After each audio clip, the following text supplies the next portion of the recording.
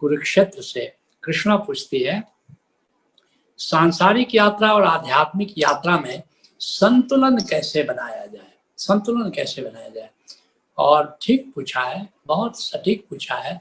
हमारा मन का स्वभाव अति पर जाना है, एक्सट्रीम पर जाना है, फाइट और फ्लाइट, या तो झगड़ा करो या मैदान छोड़ करके भाग जाओ, रणछोड़ प्रसाद बन जाओ। और ये बड़ा सरल है, बड़ा सरल है कि अति पर तुम चले गए, लेकिन ये कोई योग नहीं हुआ।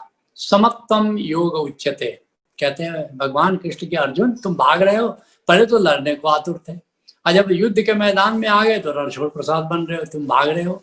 ये दो अतियां हैं, दो अतियों से बचो। और समत्तम योग उच्यते, सम्यकता बरतो जीवन में। तो और खास करके जैसे अध्यात्म लोग करते हैं तो तप की बड़ी अच्छी धारणा है, बड़ी धारणा है तप की। ऐसा कौन होगा जो बचपन में हिमालय जाने के सपने न देखता हो। हिमालय चलते हैं, बेकार है, ये दुनिया बेकार है।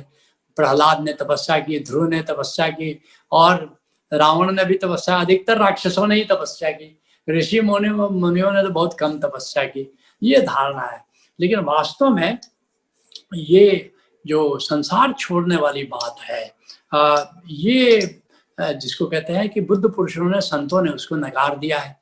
गौतम बुद्ध जब ज्ञान प्राप्त करके आए और अपनी पत्नी से मिलने गए तो यशोधरा ने कहा कि चलो ठीक है, अब तुम ज्ञानी हो गए हो, मगर एक बात मुझे पूछनी है कि बड़ा सुंदर रविन्द्रनाथ ठाकुर ने वर्णन किया है इसका।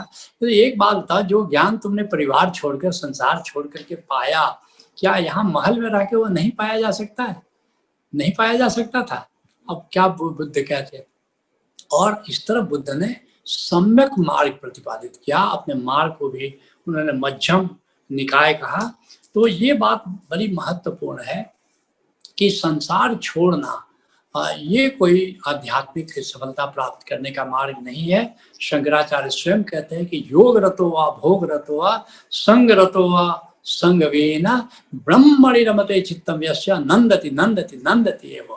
कहते हैं कि ये जो योग कर रहे हो या तुम भोग कर रहे हो, परिवार के साथ रह रहे हो या तुम जंगल में जा रहे हो, ये बड़ी बात नहीं। बड़ी बात ये कि तुम जहाँ भी हो ब्रह्म को जानो, आत्मा को जानो और आत्म रमण करो, ब्रह्म करो, रमण करो। ये बात ज़्यादा महत्वपूर्ण है। तो संसार में रहते हुए साधना करो, और इस तरह संतुलन अपने आप में स्थापित हो जाता है। क्योंकि असली बात है कि ध्यान करना, असली बात है साक्षी होकर के संसार में जीना। 100 बात की एक बात है कि साक्षी रह करके तुम संसार में रहो, संसार के काम भी करो, सुमिरन भी करो। साक्षी का मतलब आत्म स्मरण में रह करके तुम सारे काम करो, चाहे तुमको साधना करनी हो या संसार के कर्म करना हो। तो संतुलन आप ही आप हो जाता है, संतुलन करना नहीं पड़ता, संतुलन तुम्हारे जीवन में घटित हो जाता है। तो इसकी और कोई विधि नहीं, साक्षी एकमात्र विधि है जिससे तुम संसार में और साधना में बिल्कुल सम्यकता साध सकते हो। तो अब बारी है माला दीक्षा की, लेकिन इसके पहले मैं बताना चाहूँगा कि जो साधना के मार्ग पर तुम चल रहे हो, ओशो कहते हैं कि इसके 4 पड़ाव हैं। पहला पड़ाव है स्टूडेंट की तरह हम आते हैं, संत से जुड़ते हैं, विद्यार्थी की तरह आते हैं, संत तुम्हारे लिए शिक्षक होता है, और फिर कुछ जिज्ञासा होती है तुम्हारी, कुछ कौतूहल होता है, कुछ संदेह मन में होता है, और फिर धीरे धीरे संत के बारे में सुनते हुए, पढ़ते हुए, संत का सत्संग करते हुए, संत के साथ चलते हुए तुम्हारे हृदय तंत्री झनकार कर उठती है, और भीतर एक भाव पैदा होता है, एक प्रेम पैदा होता है, एक ट्रस्ट पैदा होता है, एक जिसको कहते हैं हाइपोथेटिकल ट्रस्ट ही सही, कि एक पैदा होता है। रियल ट्रस्ट आने में तो थोड़ा वक्त लगता है। तो उस समय तुम्हारे भीतर अब एक प्रेम का संबंध, एक शिष्यत्व पैदा लेता है, और संत के भीतर एक सदगुरु पैदा लेता है। तो दूसरा पड़ाव है।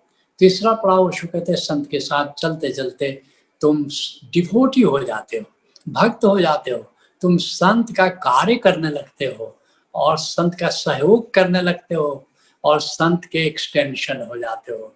और फिर चौथा पड़ाव है कि तुम स्वयं संत हो जाते हो और तुम गोविंद का एक्सटेंशन हो जाते हो। और निश्चित ओशोधारा में संतत्व की यात्रा है, तुम सब जानते हो। चरैवेति के बाद तुम ओशोधारा संत संघ के सदस्य हो जाते हो। तो अभी दूसरे पड़ाव पर तुम विद्यमान हो, जहाँ तुम्हारे भीतर शिष्यत्व का जन्म हो रहा है, हमारे भीतर सद्गुरु का जन्म हो रहा है। और इस एक पवित्र आत्मिक संबंध का नाम है गुरु शिष्य परंपरा। और अध्यात्म, जिस अध्यात्म में गुरु शिष्य परंपरा नहीं है, उसको क्लब कहा जा सकता है। सूफी बाबा, पहले यहाँ सदगुरु की सत्ता नहीं थी, तो सूफी बाबा ने कहा कि तुम्हारे यहाँ गुरु शिष्य की परंपरा नहीं है। हमके नहीं बाबा, बोले तो ओशो क्लब खोल लो।